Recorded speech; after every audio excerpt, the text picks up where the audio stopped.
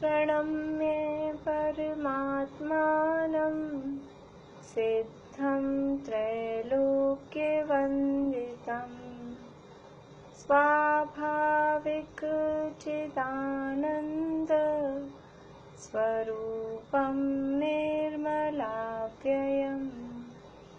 शुद्ध जीवादिद्रव्याणां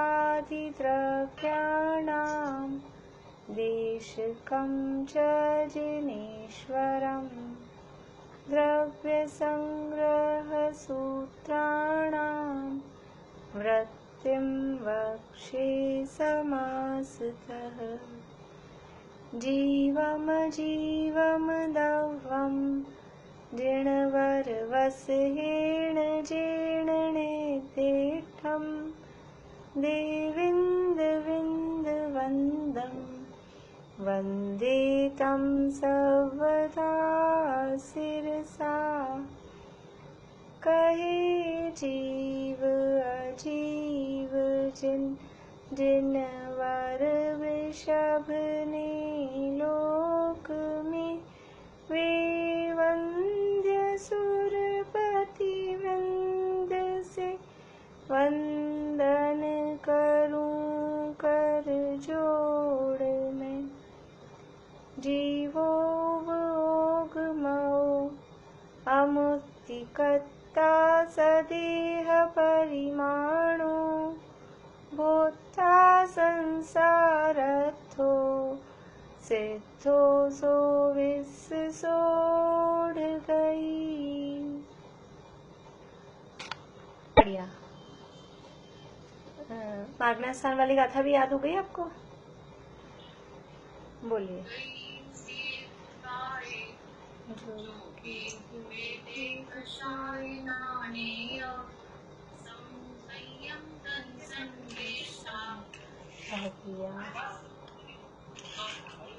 भव्या भव्या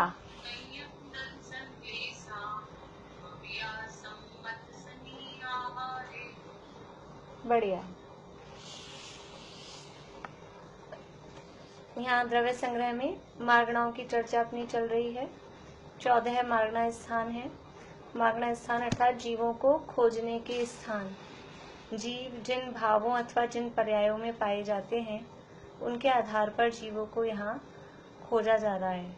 और ये मार्गणा गुणस्थानों में जो जीवों को देखा जा रहा है यह सब अशुद्ध नय की अपेक्षा से। कैसे है कि ये जीव इतने इंद्रिय वाला है, ये इस गति वाला है, ये इस काय वाला है, ये इस तरह से कहना ये व्यवहार नय है। निश्चय नय से न जीव गति वाला है, न इंद्रिय वाला है, न काय वाला है, न लेश्या वाला है। निश्चय नय से तो जीव शुद्ध है, उसमें गति इंद्रिय काय योग वेद कषाय ये कुछ भी नहीं है। लेकिन व्यवहार नय से ये अलग अलग 14 मुख्य रूप से कहे हैं तो 14 प्रकार के अपेक्षाओं से जीव कहा जाता है। 14 है मार्गणाएं। कौन सुनाएंगे 14 मार्गणाओं के नाम? किसने अभी तक एक बार भी नहीं सुनाए हैं? हाँ बोलिए सरोजा भी। हाँ बोलिए।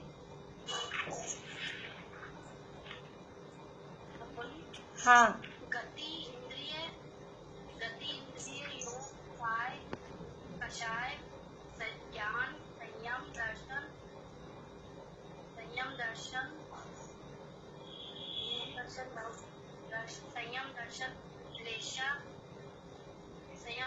लेशा भवत्य सम्यक और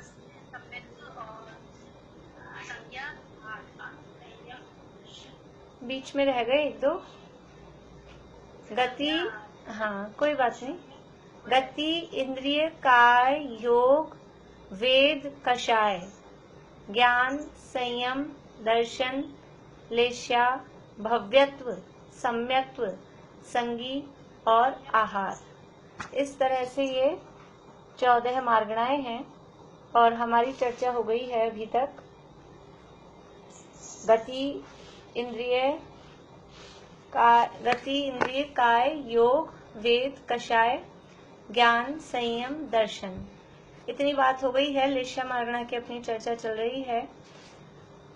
कषाय से अनुगंजित जो योगों की प्रवृत्ति है उसका नाम लेश्या है, और ये लेश्या है ये 6 प्रकार की कही गई हैं। कृष्ण, नील, कपोत, पीत, पद्म और शुक्ल, ये 6 लेश्याएं हैं। और ये 6 लेश्याएं द्रव्य रूप से और भाव रूप से, द्रव्य लेश्या और भाव लेश्या, इस प्रकार से 6 लेश्याएं होती हैं। द्रव्य लेश्या है वो शरीर का वर्ण है, उस द्रव्य लेश्या का समझ लीजिए परिणामों से कोई संबंध नहीं है, केवल शरीर का वर्ण है, उसका जीव के परिणामों से कोई संबंध नहीं है। जो भाव लेश्या है वास्तव में वही लेश्या है। लेश्या की जो परिभाषा है वो भाव लेश्या की अपेक्षा से ही कही गई है।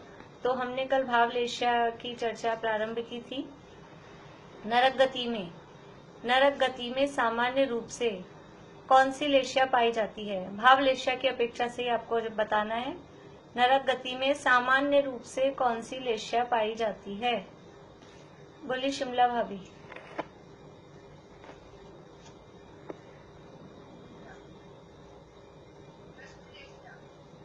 कृष्ण लेश्या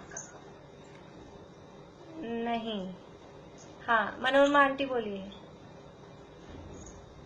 म्यूट हो जाइए भाभी, शिमला भाभी म्यूट हो जाइए।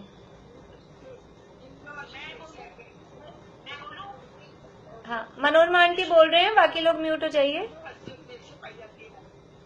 आंटी फिर से बोलिए।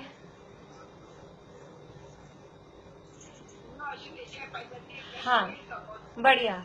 नरक गति में सामान्य रूप से 3 अशुभ लेश्याएं, कृष्ण, नील, बढ़िया, कृष्ण, नील और कपोत, ये 3 अशुभ लेश्याएं सामान्य रूप से नरक गति में पाई जाती है। अब इसका विशेष विभाजन हम देखें तो पहले नरक का नाम और उसमें कौन सी लेश्या पाई जाती है? पहले नरक का नाम क्या है और उसमें लेश्या कौन सी पाई जाती है? हाँ, नीलम भाभी बोलिए।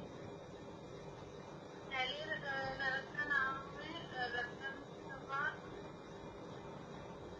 और उसमें जघन्य कपोत लेश्या पाई जाती है। बढ़िया। 7वें नरक का नाम क्या है और उसमें कौन सी लेश्या पाई जाती है? 7वें नरक में कौन सी लेश्या पाई जाती है? बोलिए, चमेली आंटी जी बोलिए। नहीं बोलेंगे?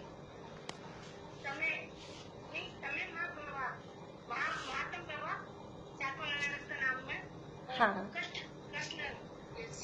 उत्कृष्ट कृष्ण लेश्या। हाँ, बढ़िया, उत्कृष्ट कृष्ण लेश्या 7वें नरक में पाई जाती है। महातम प्रभा 7वें नरक का नाम। बढ़िया। ऐसे कौन से नरक हैं जहाँ मिक्स वाली लेश्या पाई जाती है? ऐसे कौन से नरक हैं जहाँ मिक्स 2 लेश्याएं जहाँ पाई जा रही हैं? ऐसे कौन से वाले नरक हैं? अब आप रुकिए। हाँ, रेखा भाभी बोलिए।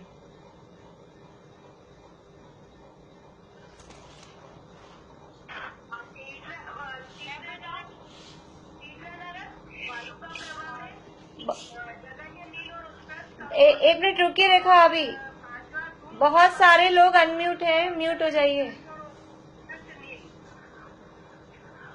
हाँ, तीसरे और पांचवे 2 नरकों में ये मिक्स वाली लेश्या, यानी तीसरे नरक में उत्कृष्ट कपोत और जघन्य नील, और 5वें नरक में उत्कृष्ट नील और जघन्य कृष्ण, इस तरह से 2 लेश्याएं पाई जाती हैं। स्वर्ग कितने होते हैं?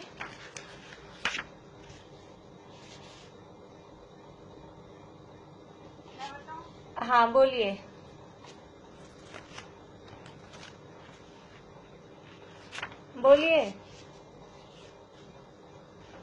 कौन बोल रहे हैं? अंजू भाभी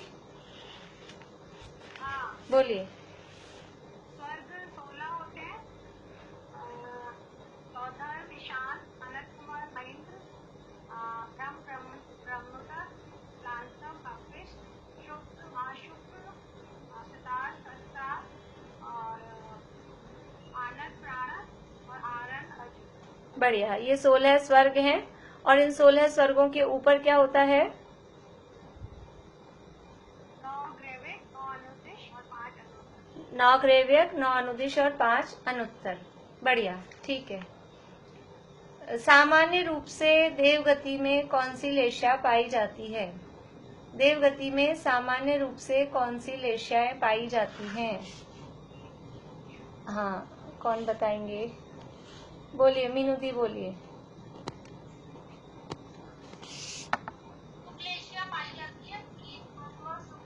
पीत, पद्म और शुक्ल, ये 3 शुभ लेशाएं सामान्य रूप से देवगति में पाई जाती है। भवनवासियों में, भवनवासी व्यंतर और ज्योतिष भवनत्रिकों में पर्याप्त अवस्था में कौन सी लेशा पाई जाती है?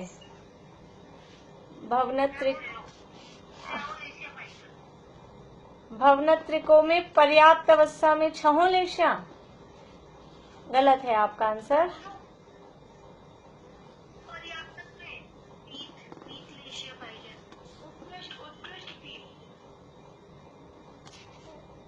उत्कृष्ट पीत भी गलत है आंसर।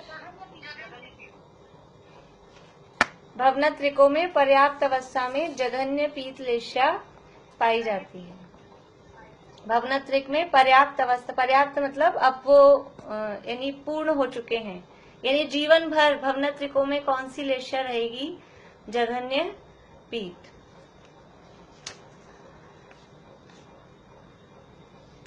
चलिए, और फिर बाद में पूछेंगे आप लोगों से, धीरे धीरे अपनी प्रैक्टिस हो जाएगी तो इसको याद हो जाएगा। चलिए, अभी अपन को देखना है मनुष्य और तिर्यंच गति में भाव लेशाएं। मनुष्य गति में कौन सी लेशा पाई जाती है और तिर्यंच गति में कौन सी लेशा पाई जाती है?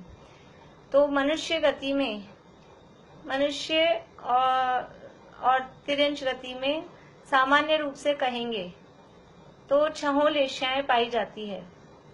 मनुष्यों में और तिर्यंचों में सामान्य रूप से 6 लेशाएं पाई जाती हैं।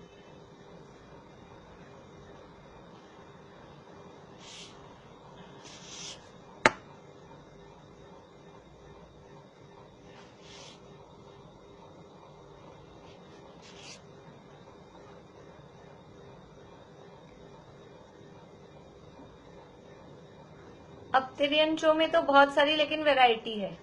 ये तो हमने सामान्य रूप से कह दिया तिर्यंचों में 6 लेशा पाई जाती है, लेकिन तिर्यंचों में प्रकार बहुत सारे हैं। तो तिर्यंचों में एकेंद्रिय और दूसरा भेद अपन, मतलब त्रस और स्थावर, ऐसे अपन ने 2 भेद किए, एक स्थावर और एक त्रस। तो स्थावर जो जीव हैं, एकेंद्रिय जो जीव हैं, उनमें 3 अशुभ लेशा ही पाई जाती है। एकेंद्रिय या स्थावर जीवों में 3 अशुभ लेशा ही पाई जाती है।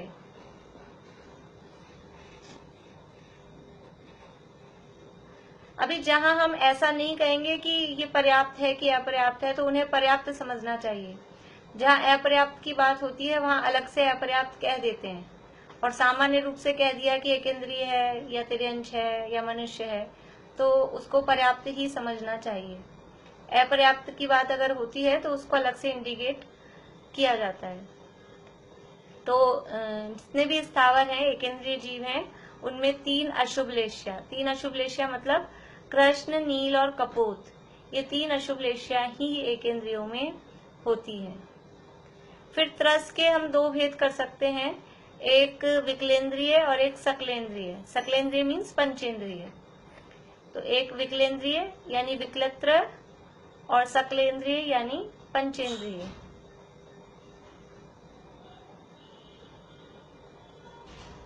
तो जो विकलेंद्रिय हैं यानी विकलत्र हैं, 2 इंद्रिय, 3 इंद्रिय और 4 इंद्रिय।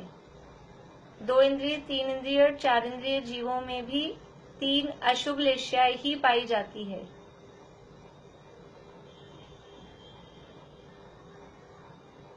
तो अपन ऐसा भी कह सकते हैं, 1 इंद्रिय से लेके 4 इंद्रिय तक 3 अशुभ लेशा ही पाई जाती है। सबको इकट्ठा करके अपन ऐसा भी कह सकते हैं। एक इंद्रिय से लेके 4 इंद्रिय तक 3 अशुभ लेशा ही पाई जाती है।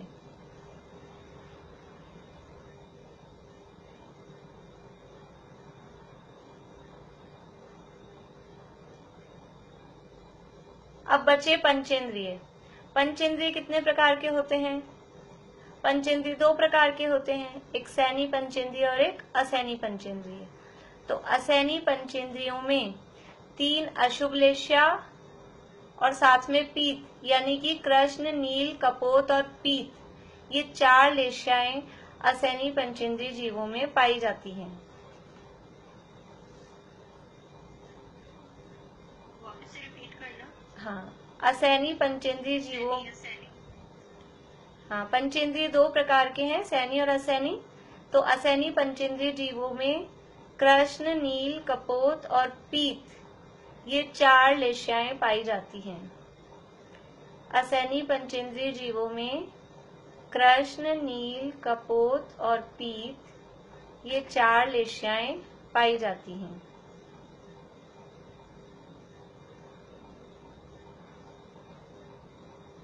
अब जो सैनी पंचेंद्रिय हुए, सैनी पंचेंद्रियों में 6 लेशाएं, जो अपन ने ऊपर सामान्य कहा था, तो सैनी पंचेंद्रिय तिर्यंचों में 6 लेशाएं पाई जा सकती हैं।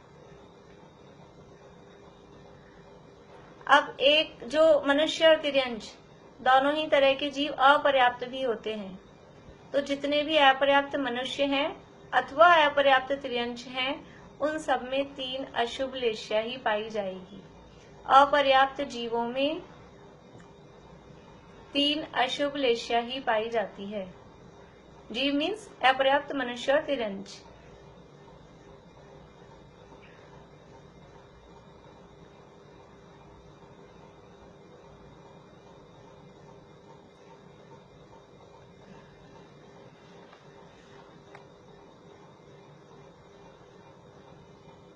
और यदि उनकी निवृत्ति अपर्याप्त दशा है, निवृत्ति अपर्याप्त दशा किसे कहते हैं?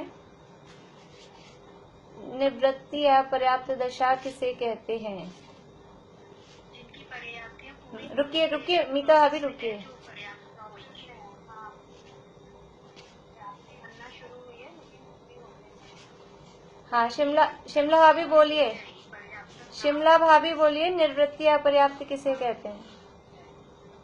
बाकी लोग म्यूट हो जाइए। शिमला भाभी बोलिए।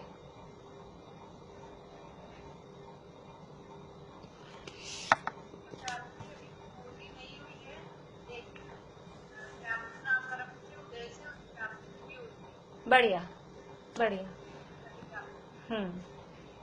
ऐसे जीव जिनकी पर्याप्तियां अभी पूरी नहीं हुई हैं, लेकिन उनके पर्याप्त नाम कर्म का उदय है, नियम से उनकी पर्याप्तियां पूरी होंगी, वो जीव कहलाते हैं निवृत्ति अपर्याप्त। तो एक तो हमने देखा कि जो अपर्याप्त जीव हैं, अपर्याप्त मतलब लब्धि अपर्याप्त हैं, तो लब्धि अपर्याप्त जीवों के 3 अशुभ लेशा ही होगी। और साथ में निवृत्ति अपर्याप्त भी हैं, तो निवृत्ति अपर्याप्त जीवों के भी 3 अशुभ लेशा होती है। निवृत्ति अपर्याप्त जो मनुष्य तिर्यंच हैं, उनके भी 3 अशुभ लेशा होती है।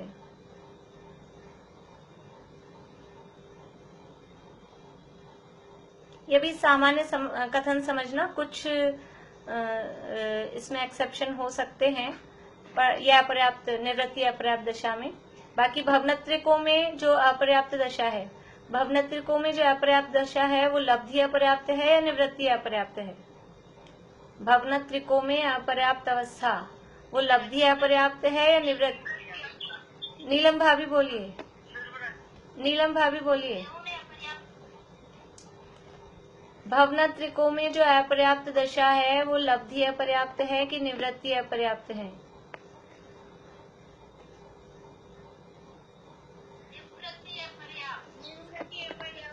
नीलम भाभी से पूछ रही हूँ मैं,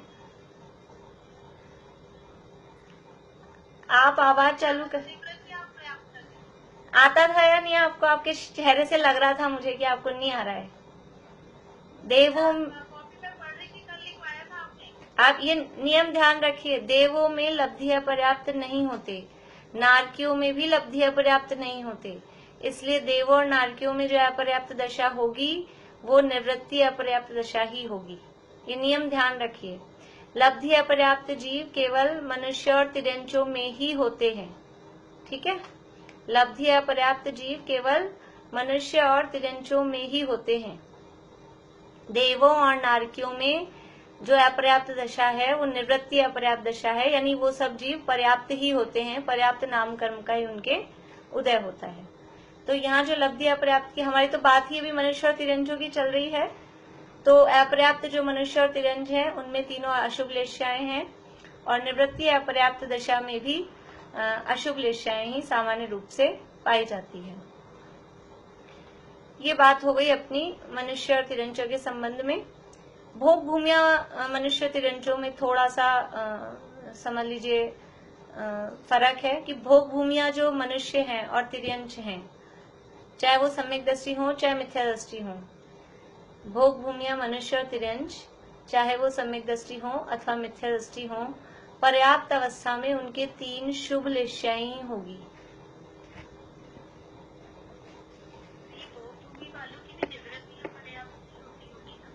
निवृत्ति अपर्याप्त दशा होगी, अभी बात करेंगे, पहले पर्याप्त दशा की देख लें। भोग भूमि में जितने भी मनुष्य और तिर्यंच हैं वो सभी पर्याप्त अवस्था में 3 शुभ लेश्या वाले ही होते हैं। 3 शुभ लेश्या ही उनके पाई जाती है। भोग भूमि में तीव्र कषाय होने का कोई कारण नहीं होता, इस तरह की कोई वहां परिस्थितियां नहीं होती है कि इस तरह की तीव्र कषाय वहां हो।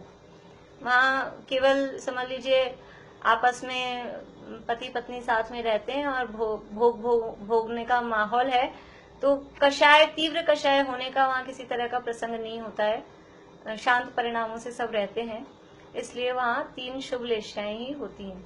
यद्यपि पंचेंद्रिय विषयों में अति आसक्ति वो हमने अशुभ लेश्याओं में देखा था, लेकिन यहाँ क्योंकि उनके पास विषय भी काफी हैं, मतलब आसक्ति और आसक्ति भी कब होती है कि जब समझ लीजिए कुछ मिल नहीं रहा है, कम मिलता है, तो वो ज्यादा आसक्ति होती है।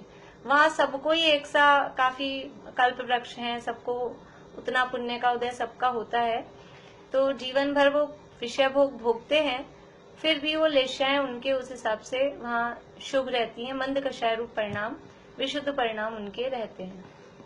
तो सभी पर्याप्त भोगभूमिया जीवों के शुभ लेश्याएं हैं।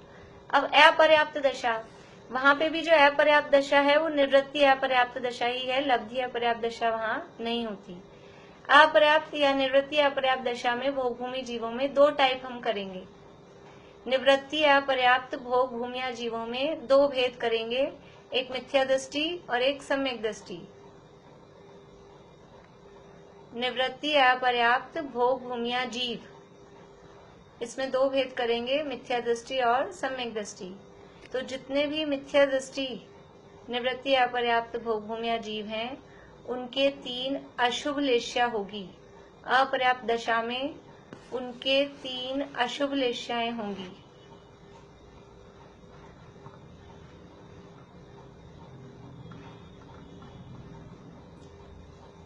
और जितने भी सम्यक दृष्टि निवृत्ति अपर्याप्त भोग भूमि जीव हैं उनके अपर्याप्त यानी निवृत्ति अपर्याप्त दशा में जघन्य कपोत लेश्या होती है। जघन्य कपोत लेश्या निवृत्ति अपर्याप्त दशा में जो सम्यक दृष्टि है, सम्यक दृष्टियों के निवृत्ति अपर्याप्त दशा में जघन्य कपोत लेश्या होती है। ये भोग भूमि की व्यवस्था अलग है और सामान्य मनुष्य तिर्यंचों की जो व्यवस्था थी वो अलग टाइप की थी। तो इस तरह से ये भाव लेश्याओं का हमने गतियों के आधार पे देखा, गतियों के आधार पे कौन सी गति में और उनमें भी विशेष रूप से भेद प्रभेद करके कहाँ कहाँ कौन सी लेश्या होती है। अब गुणस्थानों के आधार पर लेश्या देखनी है,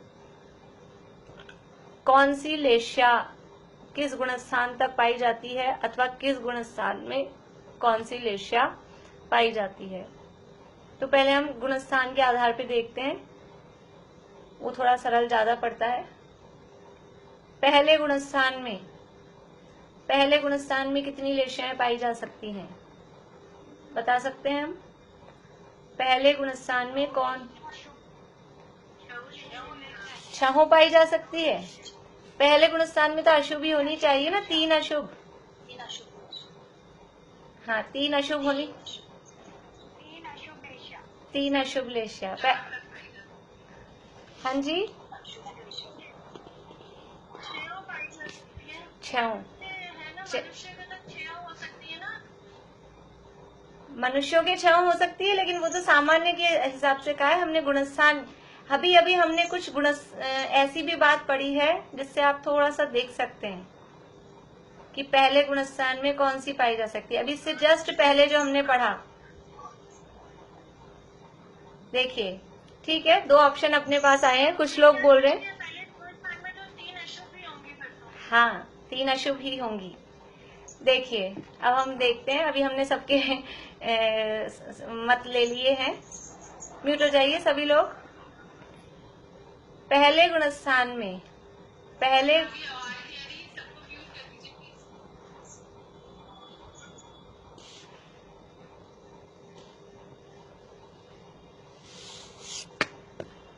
पहले गुणस्थान में 6 लेश्याएं पाई जा सकती है। हमको 3 अशुभ का लग रहा है, लेकिन पहले गुणस्थान में भी शुभ लेश्याएं पाई जा सकती हैं। अभी जो हमने देखा कि मिथ्या दृष्टि जीव हैं, भोग भूमि में जा रहे हैं, तो अपर्याप्त दशा में तो उनके अशुभ है, लेकिन पर्याप्त दशा में भोग भूमि में जितने भी जीव हैं, चाहे सम्यक दृष्टि हो चाहे मिथ्या दृष्टि हो, पर्याप्त दशा में कौन सी लेश्याएं हैं उनके? 3 शुभ लेश्याएं ही हैं। ठीक है ना। एक ये यानी पहले गुणस्थान में भी शुभ लेश्याएं पाई जा सकती है। इसका हम लॉजिक देख रहे हैं। अशुभ में तो किसी को चक्कर ही नहीं, अशुभ तो सब मानने को तैयार है, अशुभ तो है ही पहले गुणस्थान में, लेकिन शुभ लेश्याएं भी हैं। तो ये अभी हमने भोग भूमि का देखा। अभी स्वर्ग में, देवों में, जैसे हमने ऊपर के स्वर्ग देखे, पहले दूसरे स्वर्ग से ही देखा, तो वहां मिथ्या दृष्टि होते हैं कि सम्यक दृष्टि भी होते हैं, या मिथ्या दृष्टि होते हैं, सब मिक्स होते हैं? पहले दूसरे स्वर्ग में या ऊपर तक में सारे के सारे सम्यक दृष्टि ही होते हैं क्या? स्वर्गों में जितने भी जीव हैं वो सब सम्यक दृष्टि ही होते हैं क्या? मिथ्या दृष्टि भी होते हैं। पहले स्वर्ग से लेके 9वें ग्रैव्यक तक, हाँ, तो पहले स्वर्ग से लेकर और 9वें ग्रैव्यक तक सम्यक दृष्टि मिथ्या दृष्टि सब मिक्स होते हैं। सम्यक दृष्टि भी होते हैं, मिथ्या दृष्टि भी होते हैं। तो वहां मिथ्या दृष्टि भी है, और लेश्याएं तो वहां फिक्स हैं, पीठ से ही स्टार्ट हो रही हैं, और मध्यम पीठ से ही स्टार्ट हो रही हैं स्वर्गों में, तो ऊपर पहले दूसरे स्वर्ग से। इसका मतलब है कि पहले गुणस्थान में भी शुभ लेश्याएं हैं। 9वें ग्रैव्यक में जो जा रहे हैं उनके शुक्ल लेश्या है, और हमने पढ़ा है मुनिव्रत धार अनंत बार ग्रीवक उपजायो। मिथ्या दृष्टि जीव अनंत बार 9वें ग्रैव्यक तक उत्पन्न हुआ, मध्यम शुक्ल लेश्या उसके हो गई। तो गुणस्थान कौन सा रहा? गुणस्थान तो पहला ही है। इसलिए पहले गुणस्थान में शुभ लेश्याएं होने में कोई बाधा नहीं है। इससे सिद्ध होता है कि इन लेश्याओं का गुणस्थान से कोई संबंध नहीं है। ये शुभ लेश्या है, ये हमारे कषाय के अनुसार जो योगों की प्रवृत्ति है, बस उसके आधार पर ये लेश्या, शुभ लेश्या होना और शुभ परिणाम होना अथवा शुद्ध भाव हो जाना, वो एक सी बात नहीं है। शुभ लेश्या जीव ने अनंत बार की, लेकिन वो शुभ लेश्या होने पर भी वो लेश्याओं में फ्लक्चुएशन रहा, शुभ से अशुभ, अशुभ से शुभ, ऐसा होता रहा, लेकिन अपने आत्म स्वरूप को नहीं पहचाना, इसलिए वो शुभ लेश्या कोई काम की नहीं रही। तो क्या निष्कर्ष निकला? पहले गुणस्थान में 6 लेश्या है, दूसरे गुणस्थान में भी 6 लेश्याएं होती हैं, तीसरे में भी 6 होती हैं। चौथे गुणस्थान में कौन सी लेश्याएं हो सकती हैं? 6 होती हैं।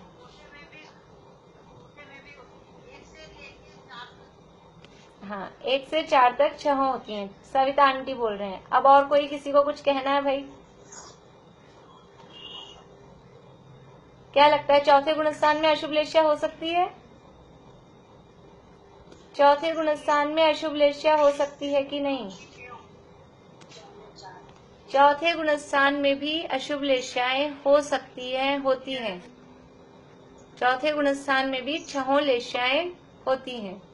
देखिए, एक तो जो नरक है, नरक में अशुभ लेश्याएं ही हैं। नरक में हमने देख लिया, नरक में कोई शुभ लेश्या नहीं है। अब नरक में जितने भी जीव हैं वो सारे मिथ्या दृष्टि ही होते हैं क्या? नरक में सम्यक दृष्टि होते हैं या नहीं होते हैं? नरक में भी सम्यक दृष्टि होते हैं। असंख्यात जीव नार की सम्यक दृष्टि है।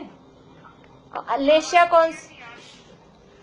अरे कर दिया मैंने,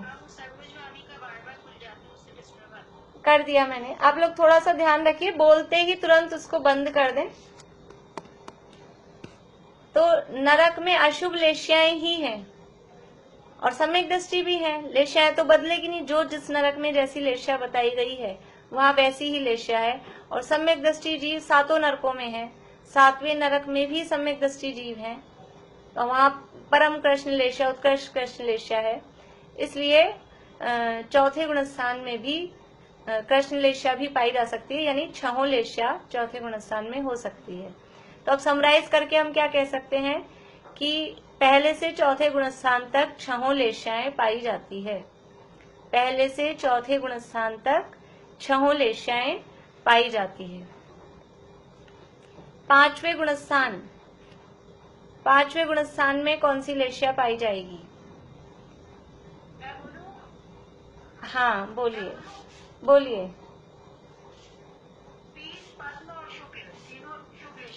हाँ, 5वें गुणस्थान में अब शुभ लेश्याएं पाई जाएगी। 5वें गुणस्थान में अशुभ लेश्याएं नहीं पाई जाएगी।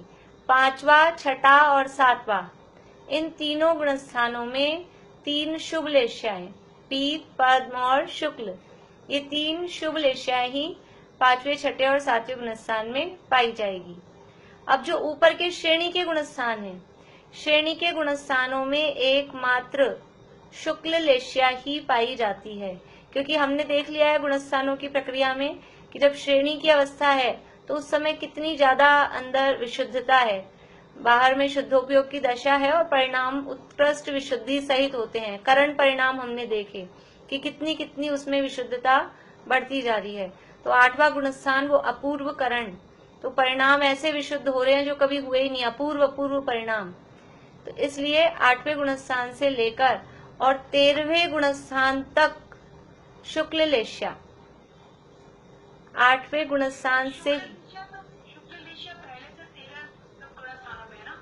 हाँ, अभी हम गुणस्थान की तरफ से लेश्या को देख रहे हैं, फिर हम लेश्या की तरफ से गुणस्थान को भी देखेंगे। अभी ये थोड़ा सरल पड़ता है, तो पहले अभी हम इस तरफ से देख रहे हैं। तो 8वें से लेकर 13वें गुणस्थान तक एकमात्र शुक्ल लेश्या पाई जाती है। अब कौन सा गुणस्थान बच गया है? 14वां गुणस्थान। 14वें गुणस्थान में कौन सी लेश्या है? ये 14वें गुणस्थान में कोई भी लेश्या नहीं है, वो लेश्या से रहित अवस्था है। 13वें गुणस्थान में लेश्या कही तो अरहंत भगवान के भी कषाय से अनुरंजित योगों की प्रवृत्ति है। लेश्या तो कहते हैं कषाय से अनुरंजित योगों की प्रवृत्ति को। फिर अरहंत भगवान के कैसे लेश्या कही? प्रश्न उठना चाहिए हमें। हाँ, योग है लेकिन कषाय नहीं है, कषाय नहीं है, योग है, लेकिन वो समझ लीजिए पहले उनके कषाय थी और अभी कषाय नहीं है, अकेला योग है। इसलिए उपचार से, व्यवहार से वास्तव में उनके कषाय वाली योगों की प्रवृत्ति नहीं है। 13वें गुणस्थान में अरहंत भगवान के कषाय वाले योगों की प्रवृत्ति नहीं है, लेकिन उपचार से या कहें भूत नैगम नय से, जैसे हमने सिद्धों में अंतर देखा था, एक प्रत्युत्पन्न नय से और एक भूत प्रज्ञापन नय से, तो ऐसे ही वो भूत प्रज्ञापन नय अथवा भूत नैगम नय की अपेक्षा से उनको पहले उनके कषाय थी, इस अपेक्षा भूतकाल की अपेक्षा से उनको उपचार से लेश्या कही गई है। और वर्तमान में योगों का सद्भाव तो है ही, वो 2 चीजों का जो मिक्सचर था उसमें से एक चीज अभी है, इसलिए उपचार से उनको लेश्या कही गई है। 14वें गुणस्थान में ना कषाय है ना योग है, इसलिए 14वां गुणस्थान लेश्या से रहित है। और सिद्ध भगवान तो सर्वतः पूर्ण रूप से लेश्याओं से रहित हैं। वो तो ये पंच परावर्तन रूप संसार से रहित होकर और सिद्ध हो गए हैं, इसलिए उनके न कषाय है, न योग है, न मनवचन काय है, तो संपूर्णतः वो लेश्याओं से रहित हैं। एक बात पूछनी थी, हाँ लेशियाएं भी हर समय बदलती रहती है? हाँ बिल्कुल, लेश्याएं हर समय बदलती रहती हैं। कोई भी लेश्या या कोई भी लेश्या का जो परिणाम हो रहा है, जैसे वो अंतर्मूढ़ से ज्यादा टिकता नहीं है, उसमें फ्लक्चुएशन आएगा ही आएगा। जैसे अभी जहाँ जो लेश्याएं कही गई हैं, वो लेश्याएं कही गई हैं, जैसे 7वें नरक में कृष्ण लेश्या कही है, लेकिन वो कृष्ण लेश्या में भी उसमें कल हमने बात की थी, वो बहुत सारे उसमें तारतम्यताएं हैं। ये लेश्या के परिणाम अंतर्मूढ़ से ज्यादा एक से टिकते नहीं है, उसमें कुछ ना कुछ फ्लक्चुएशन होता रहता है। ये सामान्य रूप से कथन किया जाता है कि जैसे नरक गति में कृष्ण लेश्या है, लेकिन वो लेश्या में भी कृष्ण लेश्या में भी असंख्यात लोक प्रमाण टाइप्स हैं, उसमें उतने भेद हैं, तो वो लेश्या बदलती रहती है। यानी आइए हम फील कर सकते हैं कि हमें गुस्सा आया, क्रोध आया, तो वो क्रोध कुछ एक लिमिट, जितनी तेज हमको, जैसे कोई बात हुई और एकदम बहुत तेज गुस्सा आया, तो वो उतना तेज गुस्सा वो स्टार्टिंग में हुआ, थोड़ी देर बाद ही उसमें कुछ ना कुछ समझ लीजिए या तो कमी आती है, या फिर ऐसा भी हो सकता है उससे भी तेज, क्योंकि उसमें अलग अलग लेवल होते हैं, तो कोई ऐसा प्रसंग हो कि हमको उससे भी तेज आ जाए या उससे कम हो जाए, पर वो जैसा का जैसा अभी आया, जितनी पावर, अपन समझ लीजिए उसको कुछ नाम दे दें समझने के लिए कि जितने किलो का आया या जितनी डिग्री का आया, कुछ भी, तो जैसे 10 डिग्री का अभी आया, तो वो 10 डिग्री का कितनी देर रह सकता है, वो अंतर्मूढ़ से ज्यादा 10 डिग्री का नहीं रह सकता। अब या तो वो 11 का होगा या 9 का होगा, ऊपर नीचे कुछ ना कुछ उसमें फ्लक्चुएशन होता है। और इसी तरह से ये एक लेश्या से कृष्ण लेश्या है, तो कृष्ण लेश्या से डायरेक्ट कोई जीव सोचे कि हम पीत लेश्या में आ जाए, पद्म लेश्या में आ जाए, इस तरह का परिणाम हो जाए, ऐसा कभी भी नहीं होता। क्रम क्रम से ही लेश्या के परिणाम बदलते हैं। कृष्ण से नील रूप, नील से कपोत रूप, और कपोत से पीत रूप, इसी तरह से ऊपर चढ़ना होगा। ऐसे ही नीचे उतरना है तो भी शुक्ल से सीधा कोई नील में कृष्ण में आ जाए, ऐसा नहीं होगा। शुक्ल से पद्म में, पद्म से पीत में, फिर पीत से कपोत में, इसी तरह से स्टेप बाय स्टेप ही वो परिणाम, यानी ये परिणाम इसी तरह से ऊपर चढ़ते हैं और नीचे उतरते समय भी क्रम से एक परिणामों में क्रम होता है। इससे हमको क्या समझ में आता है कि हम सोचते हैं कि हमने समझ लीजिए ये स्वाध्याय करना चालू किया, कुछ धर्म पढ़ना चालू किया, तो ऐसा लगता है कि आज पढ़े और आज ही हमको तो मुनि बन जाना चाहिए, या हम इतने दिनों से पढ़ रहे हैं तो हमको तो बिल्कुल त्यागी व्रती ऐसा हो जाना चाहिए। तो इससे समझ में आता है कि एकदम से नहीं होता है, ये सब क्रम क्रम से होता है। कि एकदम से किसी के परिणाम अभी बहुत तीव्र कषाय के हैं, समझ लीजिए घर में कोई ऐसा लड़ाई झगड़े का प्रसंग बन गया, तो एकदम से वो झगड़े वाला उसका परिणाम है, और फिर सोचे कि एकदम से वो शांत भाव में आ जाए, तो उसको शांति में उतरते उतरते टाइम लगेगा। तो इससे हमको समझ लीजिए लौकिक जीवन में भी थोड़ी क्या कहना चाहिए कि समता भाव रखने की, दूसरे के प्रति भी और खुद के प्रति भी, कि एकदम से ऐसे नहीं हो जाए आकुलित कि तुरंत होना चाहिए, तुरंत इसका क्रोध शांत होना चाहिए, कि तुरंत अपने परिणाम बदलने चाहिए। वो परिणामों को उसी क्रम में ही बदलने का उनका इस तरह का नियम है। कभी कभी वो थोड़ा जल्दी हमको दिखता है, कभी कभी उसमें टाइम लगता है। वो जल्दी हो रहा है तो भी वो स्टेप बाय स्टेप ही हो रहा है, वो लेश्याएं बराबर स्टेप बाय स्टेप ही चढ़ी हैं अथवा स्टेप बाय स्टेप ही उतरी हैं। तुरंत एक लेशिया का, हाँ बोलिए। लेशिया का भी जो टिकने का जो टाइम होता है, तीव्र या मंद में, तो इसका भी अंतर्मूर्ति होता है या इसका भी काल की अपेक्षा? अंतर्मूर्ति है, यानी एक सा जो डिग्री है ना, जो अपन उसको डिग्री कह सकते हैं, एक लेश्या की जो डिग्री है वो अंतर्मूर्त से ज्यादा नहीं टिक सकती है। और ऐसा देखा जाए कि कॉमन रूप से जैसे कृष्ण लेश्या कितने टाइम तक रह सकती है, उत्कृष्ट काल, किसी के परिणाम कृष्ण लेश्या में ही फ्लक्चुएट होते रहे, या किसी के परिणाम शुक्ल लेश्या में ही फ्लक्चुएशन उनका होता रहे, तो उसका भी एक मैक्सिमम टाइम है। वो सारे इसमें दिए हैं, बहुत समझ लीजिए मैथमेटिक्स भी है, सारी बारीकियां भी हैं। अपन तो मोटा मोटा इतना समझ लें कि किसी के कृष्ण लेशा के भी परिणाम अगर चलते रहेंगे तो लगातार कितने समय तक चल सकते हैं।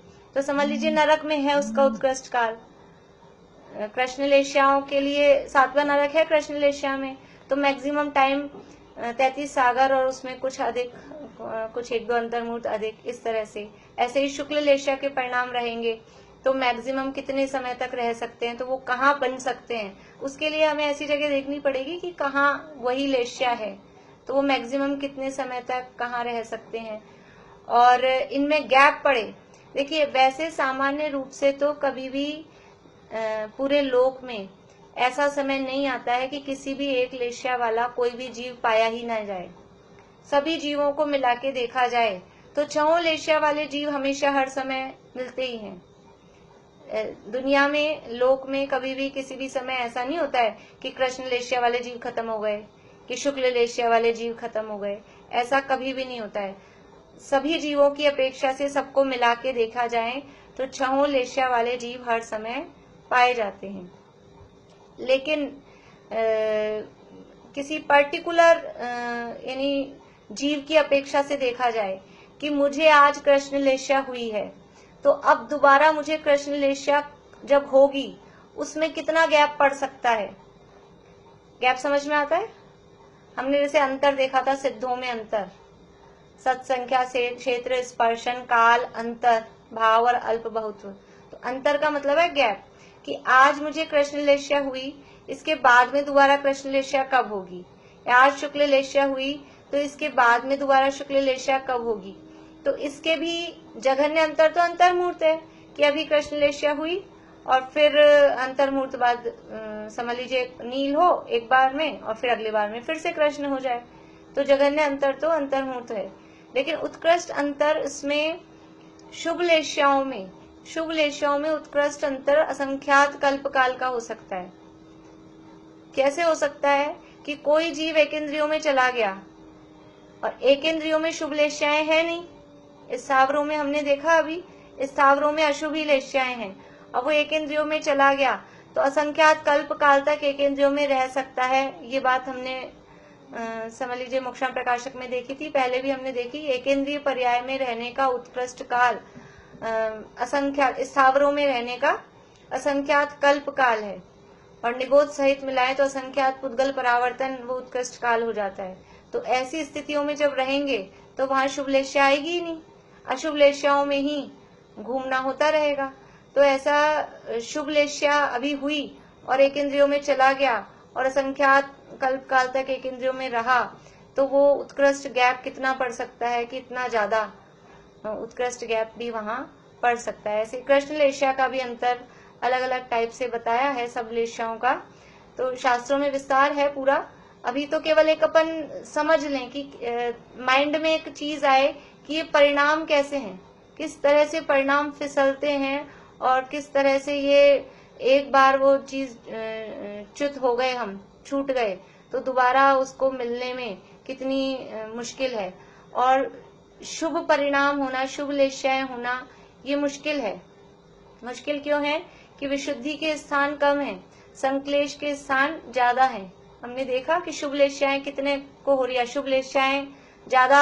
अभी अल्प बहुत भी हम देखेंगे तो उसमें हमको समझ में आएगा कि विशुद्धि के स्थान कम है, अशुभ भाव ही जीव सामान्य रूप से ज्यादा करता है। हाँ मीता अभी कुछ पूछ रहे हैं?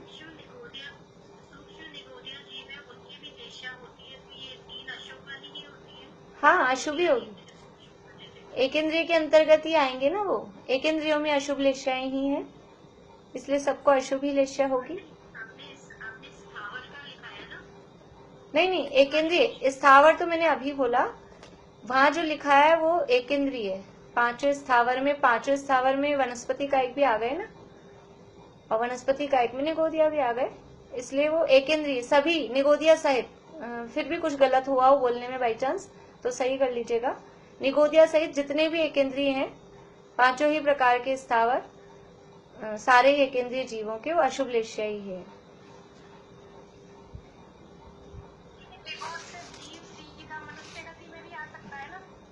हाँ, आ सकता है या फिर ऐसा भी, दोनों, इसके लिए दोनों बातें मिलती है।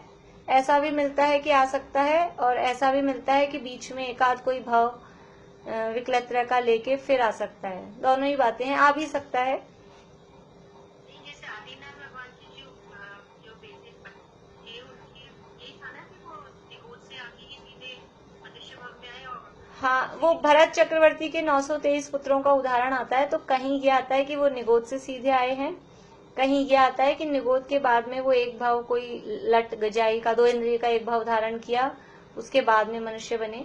इसीलिए वो दोनों बातें हैं, जो भी हो, आ भी सकता हो, नहीं भी आ सकता हो, जैसे भी हो। पर वो गिजाई से भी मनुष्य बनना वो कोई बहुत सामान्य बात नहीं है। 2 इंद्रिय से भी सीधा मनुष्य बन जाना, उसमें भी बहुत तीव्र, समझ लीजिए, उस शुभ भाव पुण्य का उदय चाहिए।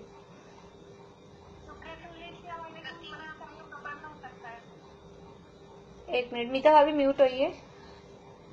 आप बोलिए, कौन बोल रहे हैं आप?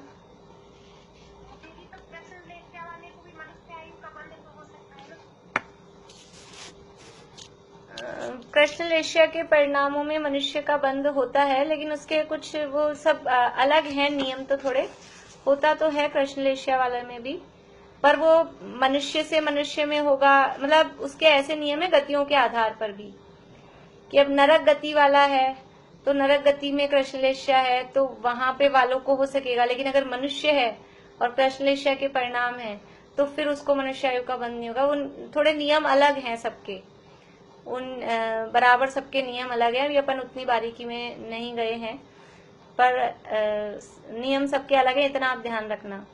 ऐसा नहीं है कि मनुष्य को 6 लेष्या होती है तो सबका अलग अलग हिसाब है कि कौन किस लेष्या वाला है, तो वो किस तरह की उसको बंद, किस गति में है अभी, फिर कहाँ का बंद कर रहा है, तो उसके आधार पे भी वो लेष्याओं का सारा विभाजन देखा जाता है। और किसी को कुछ पूछना है? आयु जो बनती है वो कषायों के उससे बनती है ना, कि कषायों या लेशिया के। हाँ, वो कषायों के और लेष्याओं के स्थान, वो कषायों से अनुरंजित ही है ना लेष्या, तो वो जो कषायों सहित लेष्या के जो परिणाम हैं उनके आधार पर ही वो आयु बंध के स्थान वो कहे जाते हैं। ये 8 अंश इन लेष्या के परिणामों में, जो 8 अंश हैं वो आयु बंध के योग्य कहे जाते हैं। उसके आधार पे फिर कौन सी लेष्या के परिणाम में कौन कौन सी आयु बन सकती है, वो सारा डिटेल इसी प्रकरण में गोमटसार में दिया है। कभी हम गोमटसार पढ़ेंगे तब उसको पढ़ेंगे डिटेल में।